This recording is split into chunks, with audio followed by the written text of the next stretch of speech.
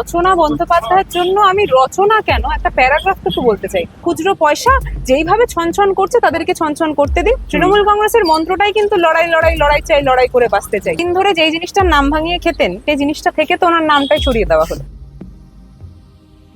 এই মুহূর্তে রাজনীতিতে, বিশেষ করে বাংলা রাজনীতিতে দুটো চর্চা ভীষণ রকম চলছে। এক নম্বর হচ্ছে 21শে জুলাই তৃণমূল কংগ্রেস করতে পারবে কিনা সে নিয়ে একটা প্রশ্ন, আর দু নম্বর হচ্ছে রচনা ব্যানার্জি বেশ কিছু বিস্ফোরক কথা বলেছেন যেগুলো নিয়ে বিভিন্ন মহলে বিভিন্ন চর্চা চলছে। আমার সঙ্গে এই মুহূর্তে রয়েছেন উপাসনা চৌধুরী। এর আগে একটা ইন্টারভিউ আমরা করেছিলাম, আপনি দেখেছেন। আমি অভিষেক সেনগুপ্ত, আপনি দেখছেন বেঙ্গল পলিটিক্স। আজকে এই সমস্ত বিষয় নিয়ে আলোচনা। উপাসনা, প্রথমে একটা রচনা ব্যানার্জির ভিডিও সম্প্রতি ভাইরাল হয়েছে, তুমি দেখেওছো। সেখানে রচনা ব্যানার্জি বলেছেন যে তাকে কার্যত তিনি তারকা, তার ফেস ইউজ করা হয়েছে, যদি তার না হলে হতো গড়িয়াহাটের কাউকে নিয়ে এসে দাঁড় করালে জিততো কিনা। হ্যাঁ, এই ধরনের মন্তব্য করেছে। তোমার এটা নিয়ে প্রথম প্রতিক্রিয়া, তুমি নিশ্চয়ই দেখেছো। দেখো, সর্বপ্রথম বলতে চাই যে রচনা বন্দ্যোপাধ্যায়ের জন্য আমি রচনা কেন একটা প্যারাগ্রাফ তো বলতে চাই, এবং এই জিনিসটা বলার একটা বিশেষ কারণ রয়েছে। কারণ মমতা বন্দ্যোপাধ্যায় এবং তৃণমূল কংগ্রেস, আমরা সকলে জানি যে 294টা সিটে যখন বিভিন্ন জায়গায় মমতা বন্দ্যোপাধ্যায় গেছেন, উনি একটা কথাই বলেছেন যে ভেবে নিন প্রত্যেকটা সিটে আমিই ক্যান্ডিডেট। আমরা সকলে সেটা জানি, এবং সেটা নিয়ে বিরোধীরা কটাক্ষ করেছে, সেই দৃশ্যও আমরা বহুবার দেখেছি। কিন্তু হঠাৎ করে যখন দেখতে পাচ্ছি, শুনতে পাচ্ছি যে এরকম রচনা বন্দ্যোপাধ্যায় মিডিয়ার সামনে এসে হঠাৎ করে নিজেদের বাজার দরটা বাড়ানোর জন্য উনি এমন কথা বলতে শুরু করে দিলেন যে কোনো একটা কমপ্লেক্সে নাকি এত যোগ্যতা থাকলেই থাকা যায়। তার পাশাপাশি উনি আবার বললেন যে তুমি কি জানো যে আমি এত সংখ্যক সিনেমা করেছি, এত সংখ্যক এই করেছি, অমুক নায়কের সঙ্গে। হ্যাঁ, অমুক নায়কের সাথে। আমার কথাটা হচ্ছে যে ফাঁকা কলসির আওয়াজ বেশি, একটা অত্যন্ত পুরনো প্রবাদ। এবং যে কথাটা উনি উল্লেখ করেছেন না, যে যদি ওনার ক্ষমতা থাকে তাহলে গড়িয়াহাট থেকে কেন কাউকে তুলে এনে সেখানে বসালেন না, যদি রচনা বন্দ্যোপাধ্যায় না থাকতেন তাহলে নাকি সেই সিট বেরোতো না। আমি একটু রচনা বন্দ্যোপাধ্যায়কে মনে করিয়ে দেওয়া ভীষণ জরুরি যে রচনা বন্দ্যোপাধ্যায় ঠিক আরেকটু যদি আপনি হেঁটে যান, ওই আরামবাগের সিটটা, আরামবাগ থেকে কাকে দাঁড় করানো হয়েছিল? মিতালি বাগ। সেই মিতালি বাগ আমরা সকলে জানি আইসিডিএস কর্মী। সেই আইসিডিএস কর্মী থেকে এমপির পদে বসানোর মতো যোগ্যতা একমাত্র মমতা বন্দ্যোপাধ্যায় এবং তৃণমূল কংগ্রেসেরই আছে। এবং সেই দৃশ্য দেখার পরবর্তীতেও কেউ যদি নিজেদের আত্ম অহংকারে এতটাই অন্ধ হয়ে যায় যে তাকে হঠাৎ করেই বলতে লাগে যে আমি এই এই এই এই এই করেছি এবং তার পরবর্তীতে এত কিছু করেছি, তারপরেই নাকি তৃণমূল কংগ্রেস তাকে ভেঙে খেয়েছে, এত কথা উনি বলেছেন। আমার কথাটা হচ্ছে আমরা সকলেই কিন্তু নিজেদের কাজটা করি। তোমার প্রশংসা দাদা তুমি যদি স্বয়ং করো তাহলে কিন্তু কোনো জায়গায় বুঝতে হবে যে তোমার হয়তো কাজে ল্যাক করছে, কিন্তু তোমরা এতটাই ভালো কাজ করো যে আমরা সকলে সেটার প্রশংসা করি। এবং আমি মনে করি যে সেই জিনিসটা প্রয়োজন। অর্থাৎ আমি যদি কি কাজ করলাম না করলাম সেটা কলার তুলে নিজেই সারাক্ষণ ঢাক ঢিন্ডোরা পিটতে থাকলাম, তাহলে বুঝতে হবে যে এই কলসিটা কিন্তু পুরোপুরি ফাঁকা। অর্থাৎ খুচরো পয়সা যেইভাবে ছনছন করছে তাদেরকে ছনছন করতে দিন। আজকের দিনে দাঁড়িয়ে বড় নোট কিন্তু আওয়াজ করে না। উপাসনা, এখানে রচনা ব্যানার্জি আরো একটা কথা বলেছেন, যেটা হচ্ছে যে তিনি নাকি জানতেন না এত দুর্নীতি, এত জটিলতা, এত কিছু মানে এই তৃণমূল কংগ্রেসে রয়েছে, জানলে নাকি তিনি আগেই চলে যেতেন। এটা নিয়ে তুমি কি বলতে চাইছো? মানে এটা কি বাস্তব? মানে তিনি যখন ছিলেন তখনও তো নানান সময় নানান দুর্নীতি প্রসঙ্গ উঠে এসেছে। যারা দুর্নীতি করেছে তাদেরকে তো রচনা বন্দ্যোপাধ্যায়ের সাথে সাথে আমি দেখলাম আরো বিভিন্ন লোকজন কোলে করে নিয়ে গেলেন। তো সেই দৃশ্যটা তো ওনাকে এখন বুঝতে হবে যে ওনার অত্যন্ত কাছের কলিগরা যারা রয়েছে তারা দুর্নীতিগ্রস্ত বলেই পালিয়ে পালিয়ে হঠাৎ করে কালীঘাটের চালাটা আর ভাল লাগলো না, এবং তাদেরকে দৌড়াতে দৌড়াতে এখন যেতে হচ্ছে বিভিন্ন জায়গায়। যেই জায়গায় যদি তারা একটু মাথার উপর শেডটা পায়, বৃষ্টি টিষ্টি হলে বা অন্য কোনো অসুবিধা হলে তারা যাতে একটু ঠিক মতো থাকতে পারে। কিন্তু কি জানেন তো, আমরা যারা কর্মীরা না, যারা মাঠে ময়দানে খেটে লড়াই করেছে, যারা রোদে জলে বৃষ্টিতে সবটাই ভিজে তার পরবর্তীতে এই সংগ্রামটা করে গেছে, তারা মমতা বন্দ্যোপাধ্যায়ের মূল মন্ত্রটা জানে। তৃণমূল কংগ্রেসের মন্ত্রটাই কিন্তু লড়াই লড়াই লড়াই চাই, লড়াই করে বাঁচতে চাই। তো সেখানে আমরা লড়াই করতে কোনোদিনই ভয় পাই, নেত্রী কোনোদিনই লড়াই করতে ভয় পায়নি। এবং আজকে হঠাৎ করে কিছু লোকজনদেরকে নিজেদের দরটা দেখানোর জন্য, পাবলিক অ্যাকসেপ্টেন্স ক্রিয়েট করার জন্য এইসব বলতে হচ্ছে। এবং যেই ব্যক্তিটাকে নিয়ে আপনি প্রশ্ন করছেন, ওই ব্যক্তিটা এখন অত্যন্ত মানে ডিপ্রেশনে রয়েছে। এটা বলারও একটা কারণ আছে। এতদিন ধরে যেই জিনিসটার নাম ভাঙিয়ে খেতেন সেই জিনিসটা থেকে তো ওনার নামটাই সরিয়ে দেওয়া হলো। যাই হোক, আলাদা করে বিস্তারিত বলবো না। কিন্তু কি জানেন তো, এই বাংলায় দিদি নাম্বার 1 একজন, সেই দিদি নাম্বার 1-এর বাড়ির বাইরে আমরা দাঁড়িয়ে এই ইন্টারভিউটা দিচ্ছি, সেই কালীঘাটের টালির চালা মমতা বন্দ্যোপাধ্যায়। উপাসনা, তোমার কি কোথাও মনে হয় আজকের মানে এই ঘটনাগুলো পরম্পরা দেখে তোমার কি কোথাও মনে হয় এই যে তারকাদের নিয়ে আসা হয়েছিল, এটা কার্যত একটা ভুল সিদ্ধান্ত ছিল, মানে ওই সময় একটা সিদ্ধান্ত নেওয়া হয়েছিল, সেটা আজকে ভুল বলে প্রমাণিত হচ্ছে। মানে এটাকে তুমি কিভাবে দেখো? আমি আমি জানি যে তোমার এটা হয়তো একটা অন্য স্টেটমেন্ট হয়ে যাবে তোমার পক্ষে বলার ক্ষেত্রে, তবে তুমি কিভাবে ব্যাপারটাকে দেখো? না না, আমি না তৃণমূল কংগ্রেস করি, তো আমাদের গুড পার্টটা হচ্ছে এটা, আমরা মন খুলে মনের কথাটা বলতে পারি। তো সেখান থেকে দাঁড়িয়ে এই তারকার যে গোটা বিষয়টা, এটা যদি তুমি জিজ্ঞেস করো উপাসনা তুমি কোন চোখ দিয়ে দেখো, আমি বলবো আমার চোখ স্পষ্টভাবে বলে যেই তারকা বা যেই ব্যক্তি হোক না কেন, যেই ফিল্ডের সাথেই উনি জড়িত থাকুক না কেন, উনি যদি মানব সেবায় নিজেকে নিয়োগ করতে চায় তাহলে সকলকে ওয়েলকাম। কিন্তু সেই মানব সেবায় নিয়োগ করতে চাই সেই মুখোশটা পরে তার পরবর্তীতে যদি স্বয়ং সেবা ছাড়া আর কিছুই না বোঝেন, অর্থাৎ রচনা ব্যানার্জির মতো লোকজনরা, তাদেরকে অন্তত আমি মনে করি যে কোনোদিনই রাজনৈতিক ফিল্ডে আসা উচিত না। কারণ আমরা এখন যখন দেখতে পাচ্ছি যে যেই সময় লড়াইটা করা প্রয়োজন, যেই সময় নেত্রীর পাশে দাঁড়ানো প্রয়োজন, যেই সময় একটার পর একটা 12টার মতো ঘটনা ঘটে গেছে, সেই বিষয় নিয়ে রচনা বন্দ্যোপাধ্যায়, সায়নী ঘোষ কাউকে কিছু বলতে শুনলাম না আমরা। সেই বিষয়ে তারা মৌনব্রত পালন কেন করছে? এই প্রশ্নগুলো যদি আমরা এখন সাধারণ নাগরিকরা তুলি, এইগুলোর উত্তর তো আমরা চাই, এটা তো অস্বীকার করার জায়গা নেই। কিন্তু আমাদের যে জায়গাটা চোখের সামনে উঠে আসছে, সেটা দেখছি যে কিছু লোকজন যারা এই ক্যামোফ্লেজটা করে হয়তো দিদির সামনে এসেছিলেন, পায়ে পড়েছেন, আর কি করেছেন আমার জানা নেই, কিন্তু তা সত্ত্বেও দেখো মানুষ এবং দিদি অত্যন্ত ভালো মনে, তার নামটা তো মমতা, তো উনি সেই মমতার ভাবটা প্রকাশ করে তার পরবর্তীতে কেউ যদি জনগণের সেবায় নিজেকে নিয়োগ করতে চায়, সেখান থেকে যদি কাউকে সুযোগ দিয়ে থাকে, আমি মনে করি না তা ওনার সুযোগ দেওয়াটা ভুল। কিন্তু সেই সুযোগের যদি কেউ দুর্ব্যবহার করে থাকে, তাহলে মানুষ হিসাবে তাকে যে কত মানুষ সেই মর্যাদা দেবেন, আমার সেই জিনিসটা নিয়ে একটা বড় প্রশ্ন, এবং তারা সেই জিনিসটাই সাফার করছেন। এবং এবং মানে তোমার এদের দল ছেড়ে যাওয়ার কারণটা আজ তোমার কি মনে হয়? মানে এই যে একটা স্রোত গেল, একটা পরিস্থিতি থিতিয়ে গেলে তো মূল্যায়ন অনেক বেশি হয়, বিশ্লেষণ অনেক বেশি হয়, আজকের ডেটে দাঁড়িয়ে এদের দল ছেড়ে যাওয়ার মূল্যায়ন তুমি কিভাবে করবে? ধান্দাবাজ, একদম ওয়ান লাইনার। আচ্ছা, ধান্দাবাজি বলার কারণটা হচ্ছে এখানে যারা এতদিন ধরে রাজনীতিটাকে নিজেদের ধান্দার জায়গা হিসাবে ব্যবহার করে এসেছিল, তারা এখনো ধান্দার জায়গার জন্যই, সেই জায়গাটাকে খুব সুন্দরভাবে বানানোর জন্যই নতুন করে একটা মানে মাসনাদ খুলছে এবং সেই জায়গাটা দেখানোর চেষ্টা করছে। এবং এটাও বলার একটা বিশেষ কারণ আছে, তারা হয়তো কোনোদিন ভাবেনি, তারা তো রাজনীতি সেইভাবে করেছে কিনা আমার জানা নেই, যারা রাজনীতি করেছে তারা জানে, বা রাজনীতি যারা করতে চায় তারা জানে যে সরকার, আমি যেই সরকারই করি না কেন, মানে যেই দলই আমি করি না কেন, স্বাভাবিকভাবে সেই দল কোনোদিন সরকারে থাকবে, কোনোদিন তারা বিপক্ষে থাকবে, কোনোদিন সরকারের অপোজিটে তারা থাকবে। এবার বিরোধী কণ্ঠস্বর হওয়ার যদি ক্ষমতা তোমাদের না থাকে, তাহলে আমি মনে করি সরকারে বসে তার পরবর্তীতে এই এত কিছু উপভোগ করার এই মনোবাসনাটাও তোমাদের থাকা উচিত না, আমার সোজা কথা। আমি যদি দুঃসময় পাশে না থাকতে পারি, আমি সুসময় তোমাদের মানে পেশ করা সেই মিষ্টি আম সব খাবো বসে বসে, সেই বাফেট আমার সামনে বসে থাকবে, সেই জিনিসটা এক্সপেক্ট করাটা কি ভুল নয়? আমার মনে হয় সেটা ভুল। বুঝতে পেরেছি। 21শে জুলাই নিয়ে একটা চরম একটা অনিশ্চয়তা দেখা দিয়েছে, 163 ধারা জারি করার ব্যাপার সেন্ট্রাল কলকাতার মধ্যে, যে কারণে ভিক্টোরিয়া হলের সামনে হয়তো করা যাবে না। এই পরিস্থিতিটাতে কিভাবে ওভারকাম করার কথা ভাবছো তোমরা? দেখো, সর্বপ্রথম বলতে চাই, কণ্ঠস্বর রোধ করার যেই স্ট্র্যাটেজি তারা আপনেছে, এই জিনিসটা কিন্তু গণতন্ত্রের বিমুখ।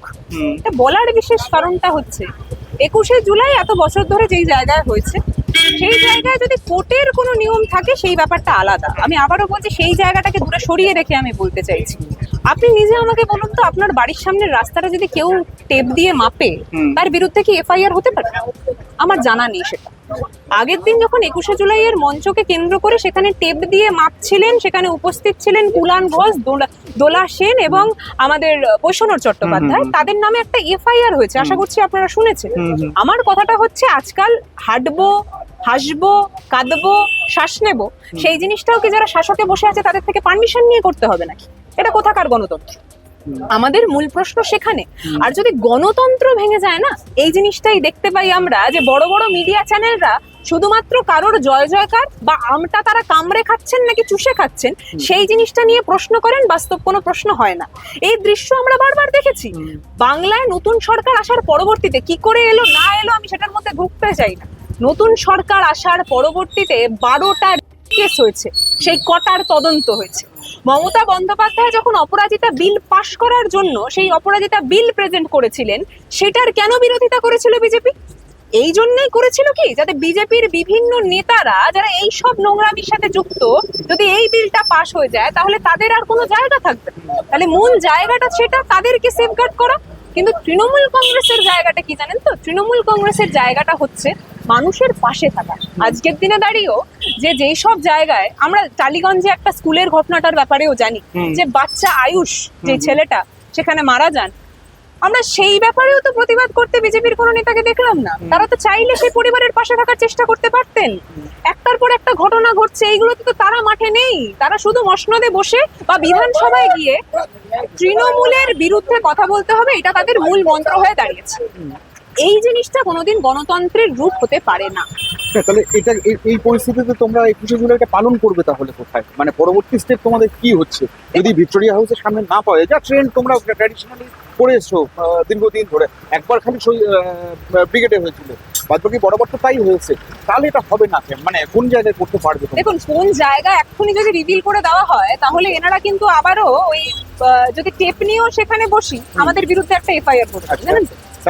প্ল্যান বি রেডি, তার মানে তোমাদের প্ল্যান বি অবশ্যই আছে, এবং প্ল্যান বি থাকবে। এই জিনিসটা অত্যন্ত স্বাভাবিক, কারণ এত সংখ্যক লোকজন যারা 21শে জুলাইতে সেখানে উপস্থিত হন, আবেগতাড়িত হয়ে সেখানে উপস্থিত হন, তাদেরকেও রোখার যে বিভিন্ন চেষ্টা তারা করেননি তা নয়, সেই চেষ্টা এখনো চলছে।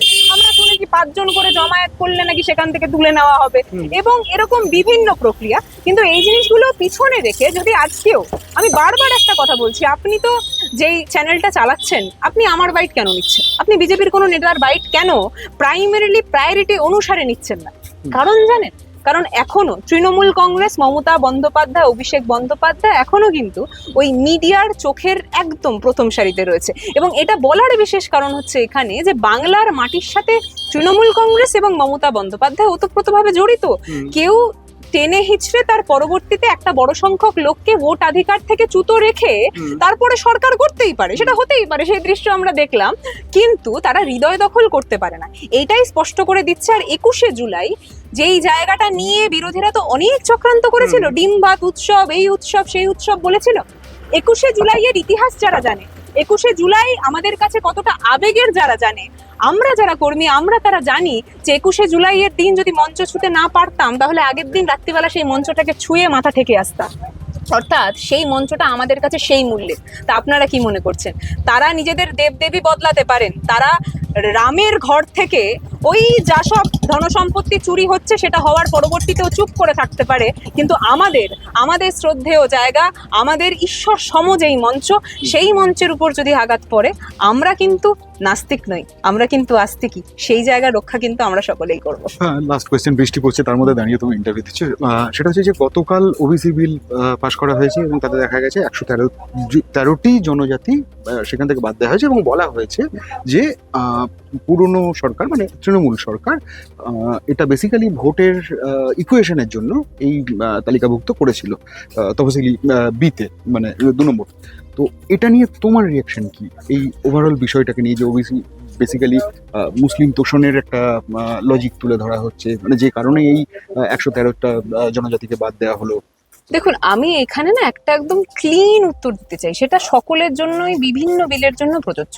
অর্থাৎ যারা মাথায় বসে আছে তারা সেই বিলটাকে কোন অস্ত্র হিসাবে পেশ করার চেষ্টা করছে, সেটা একটা বড় গুরুত্বপূর্ণ বিষয়। এবং এইটা কেন বলছি, আমরা দেখেছি বিভিন্ন বিল অ্যাজ আ টোপ, মানে টোপ অ্যাজ আ গাজর আমাদের সামনে পেশ করা হয়েছে, কিন্তু তার পরবর্তীতে আমরা দেখেছি যে সেইগুলো কিন্তু সাধারণ ব্যক্তিরা কতটা উপকৃত হয়েছেন সেটা নিয়ে একটা বড় প্রশ্ন থেকেছে আগামী দিনে। এবার যে বিলটার যে গোটা বিষয়টা আমরা দেখতে পাচ্ছি, সেখান থেকে আমার মূল মন্ত্র হচ্ছে, আমার যেটা মনে হয় যে যদি জনগণ সবকিছু নির্বিশেষে যদি তাদের দ্বারা মান্যতা পায়, তাদের দ্বারা গৃহীত হয়, তাহলে সেই জিনিসটাও দেখতে হবে যে সরকারে আজকে যারা রয়েছে তারা সেটাকে কতটা মান্যতা দেওয়ার চেষ্টা করছে। আচ্ছা, এটা একটা গোটা না, এটা একটা it's a very big equation.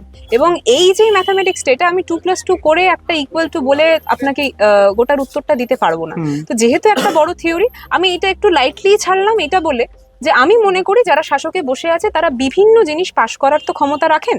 এবার সেই জিনিসটা যাতে জনগণের পক্ষে পাশ হয় সেই জিনিসটা কিন্তু দেখা ভীষণভাবে জরুরি। অর্থাৎ বিধানসভাটা কিছু গুরুত্বপূর্ণ বিষয়ে কথা বলার জন্যও জরুরি। সেই জায়গাটায় শুধুমাত্র তৃণমূল কংগ্রেসকে খোঁচা মারবো এবং কার কার বিরুদ্ধে এফআইআর হবে সেই জিনিসটা একটু দেখবো, লক্ষ্য করব, আমি মনে করি সেইটা কোনোদিনই একটা মুখ্যমন্ত্রীর কাজ হতে পারে না, সেটা বিরোধী দলনেতার কাজ হতে পারে। উনি যদি বিরোধী দলনেতার একটা এখনো না ছেড়ে উঠতে পারেন, তাহলে আমি বলতে পারি আচ্ছা। বাংলার সাধারণ জনগণ আপনাকে সেই অ্যাটায়ারে খুব দ্রুত গতিতেই আপনাকে আবার পাঠিয়ে দেবে। এই গুন্ডা দমন বিল আনছে, আইন নিয়ে আসা হচ্ছে, এতে কি মানে মুখ্যমন্ত্রী বলেছেন যে যারা এই ধরনের কাজকর্ম করবেন তাদের জন্য এই বিল খুব শক্ত কড়া হাতে প্রয়োগ করা হবে, এটার মানে অভিঘাতটা কোন দিকে যেতে পারে বলে তোমার মনে হচ্ছে?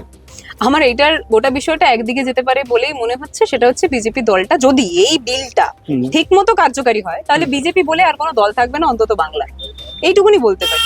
এবং এই জিনিসটা বলার আরেকটা বিশেষ কারণ এখানেই রয়েছে যে আমরা দেখে এসেছি যে কিভাবে একটা গুন্ডার রাত চালানোর চেষ্টা হয়েছে 4 তারিখের পরবর্তীতে। আমরা দেখেছি যে ফেক অ্যালিগেশন দিয়ে কণ্ঠস্বর রোধ করার চেষ্টা হয়েছে, আমরা দেখেছি বাস্তব তথ্য দাবিয়ে দেওয়ার চেষ্টা হয়েছে, আমরা দেখেছি কেউ সত্য কথা বলতে গেলে তাকে কোনো না কোনো অ্যালিগেশন দিয়ে ফাঁসানোর চেষ্টা হয়েছে, আমরা দেখেছি যে সাধারণ যারা জনগণ দিন আনে দিন খায় সেই সব হকারদের পেটে লাথি মারা হয়েছে, এবং সেটা নিয়ে যদি কেউ আন্দোলন করতে গেছে সর্বপ্রথম তাদের যে ডেস্টিনেশন হয়েছে সেটা কিন্তু জেলখানা। কিন্তু যারা তাদের পেটে লাথি মারছে, যারা নিজেদেরকে একসময় চা বিক্রেতা বলে নিজেদেরকে দাবি করতেন, একটা বড় সংখ্যক সিম্প্যাথিও কেড়েছেন, তার দলের লোকজনরাই সেসব চা বিক্রেতা বা ঝালমুড়ি বিক্রেতা। ঠিক 2 দিন আগের ঘটনা, একদম টাটকা ঘটনা, ঝালমুড়ি বিক্রেতা রীতিমতো তার নিজের জীবন ত্যাগ করতে বাধ্য হয়েছে। তো ঝালমুড়িটা কি শুধুমাত্র পিআর স্ট্র্যাটেজি ছিল দাদা? এই জিনিসটা বাংলার মানুষ জানতে চায়। অন্তত এই জিনিসগুলোর উত্তর দিন, বাকিটা বাংলার মানুষ সচেতন, যথেষ্ট সচেতন, তারা বাকিটা বুঝে নেবে। আর যেই কথাটা আমি বললাম, খুব দ্রুত গতিতেই যিনি এখনো বিরোধী দলনেতার অ্যাটায়ারটা ছাড়তে পারেননি, ওনাকে না হয় সেই অ্যাটায়ারেই আমরা সকলে দায়িত্ব সহকারে ফিরিয়ে দেবো। Thank you.